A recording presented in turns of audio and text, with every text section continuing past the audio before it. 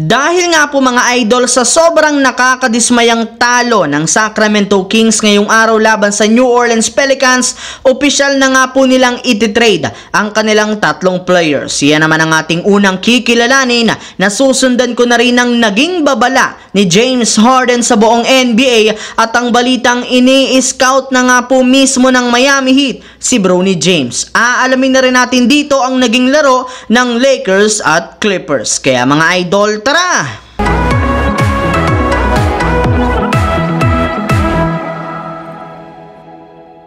Sa kabila nga po mga idol ng pagkakaroon ng Sacramento Kings ng home court advantage laban sa New Orleans Pelicans, natalo at natambakan pa rin naman sila dito ng sobra sa kanilang laban 133-100. Kaya dahil dyan, inulan nga po ng pambabatikos ang kanilang buong kupunan mula sa mga fans at kasabay nga po mga idol ng kanilang nakakadismayang pagkatalo, umugong na naman ang iba't ibang mga trade rumors patungkol sa kanilang team na sinasabi posibleng pagkuha nila kay Pascal Siakam. Well, bagamat man maayos ang kanilang lineup, kailangan para naman nga po nila itong palakasin kung gusto man nilang makasabay sa tunay na contender sa Western Conference. At para nga po mangyari iyan, plano nga po nilang i-trade ang at least tatlo sa kanilang mga players na sina Harrison Barnes, Davion Mitchell at si Kevin Huerter papunta sa Toronto Raptors. Samantala, pumunta naman tayo sa ating pangalawang pag-uusapan sa naging babala ni James Harden. Kasunod nga po mga idol ng napakainit na panalo ng Los Angeles Clippers sa kanilang mga nakalipas na laro,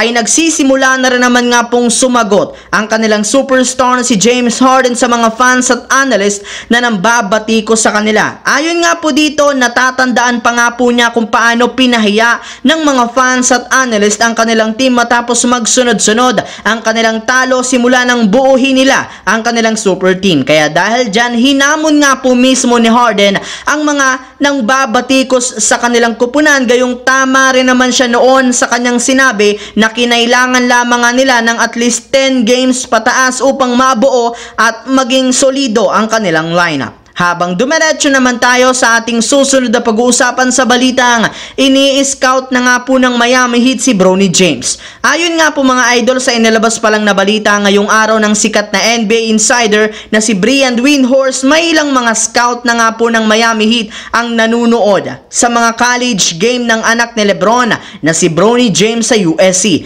Ibig sabihin, isa rin naman nga si Bronny sa mga target nilang makuha sa draft na ito sa NBA sa susunod na hanggang sa 2 taon, since plano nga po nila siyang gamitin ng team para maibalik sa kanilang lineup ang kanilang dating superstar na si LeBron James. Syempre mga idol, dito naman sa naging laro ng Lakers at Clippers, medyo nakakasabay na nga dito mga idol ang Lakers kahit man kumpleto ang lineup ng Clippers. Marami nga pong nagsasabing easy win ito sa Clippers, ngunit maituturing nating upset ang nangyari ngayong araw matapos maipanalo ng Lakers ang kanilang laban matapos mag-step up dito ang karamihan ng mga Lakers player.